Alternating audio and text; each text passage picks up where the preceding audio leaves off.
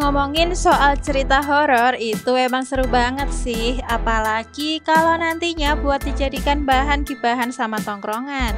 Kalau kebetulan tongkronganmu itu para pecinta idol K-pop, bakalan lebih seru kalau kalian ngomongin soal cerita horor yang berhubungan dengan idol kesukaanmu. Karena gimana pun juga ada banyak banget kisah horor yang pernah dialami oleh para idol loh. Biasanya kisah horor yang mereka alami itu terjadi di asrama atau di rumah sang idol. Sama seperti yang pernah Jonghan Seventeen alami dan pernah Min Kepo ceritakan sebelumnya. Tapi kali ini Min Kepo bakalan cerita tentang kisah-kisah horor yang dialami oleh para idol ketika berada di agensi mereka. Seperti apa kisahnya? Kalau kamu penasaran, mari merapat. JYP Entertainment. Para penggemar JYP Entertainment mungkin udah tahu kisah horor yang pernah diceritakan oleh Jokwon. Katanya gedung tua JYP punya hantu anak laki-laki yang terkenal berkeliaran di sekitar tangga. Dan rupanya kisah seram itu sudah diturunkan dari generasi pertama idol JYP termasuk Rain. Si bocah hantu itu nggak cuma sekadar berkeliaran di tangga ruang bawah tanah aja, tapi juga usil banget, sering bikin orang tersandung dan jatuh. Bahkan pada salah satu insiden, Jokwon pernah terjatuh dalam kondisi sangat parah hingga Sunmi harus memanggilkan ambulans untuknya. Nggak berhenti sampai di situ aja, salah seorang trainee juga pernah melihat hantu itu masuk ke gedung agensi. Lalu nggak lama setelahnya si trainee itu menatap ke arah tangga dan tertawa cekikikan. Jokwon yang penasaran pun bertanya kenapa si trainee tertawa, dan si trainee itu berkata kalau ia melihat seorang anak kecil sedang merentangkan kakinya di pinggir tangga. Rupanya yang bikin semakin serem lagi, lokasi gedung JYP Entertainment itu dulunya adalah lokasi pemakaman. Waduh, horor banget ya sih. YG Entertainment. Sebenarnya nggak banyak cerita horor yang berhubungan dengan gedung YG Entertainment. Hanya saja pada tahun 2016 ketika Blackpink sedang mempromosikan Playing with Fire dan Stay, Jisoo sempat cerita sedikit kalau ia beberapa kali ketemu dengan hantu di gedung YGA, khususnya di ruang latihan. Dan cerita dari Jisoo itu juga dikonfirmasi oleh Lisa yang katanya juga melihat hantu yang sama. Sayangnya mereka berdua nggak menceritakan lebih detail tentang hantu seperti apa yang mereka temui ketika di ruang latihan itu. Nope. RBW Entertainment.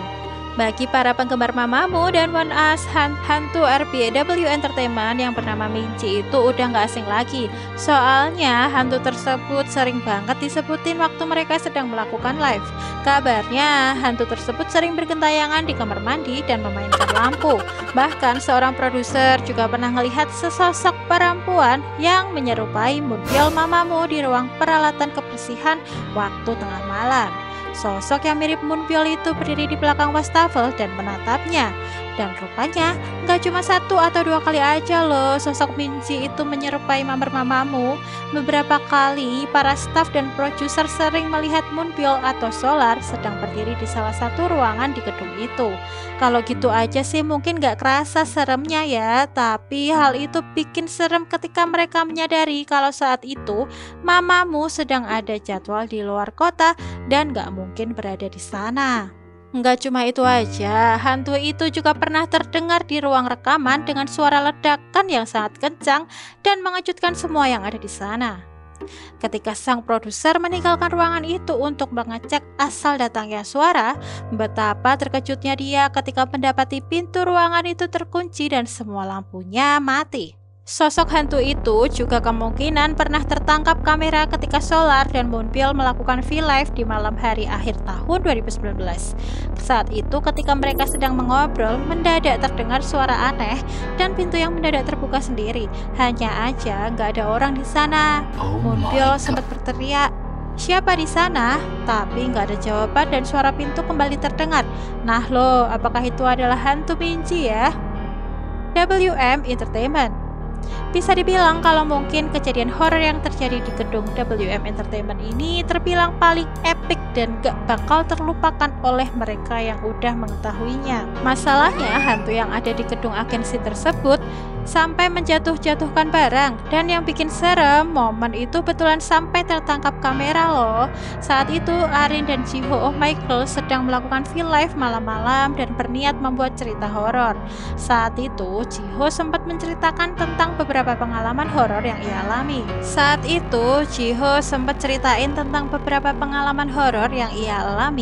Dan juga pengalaman dari para penggemarnya. Lalu mendadak kamera yang merekam mereka mendadak bergoyang berulang kali. Gak cuma itu aja, lagu yang diputar oleh Jiho agar suasana terasa lebih mencekam mendadak menjadi kencang sendiri.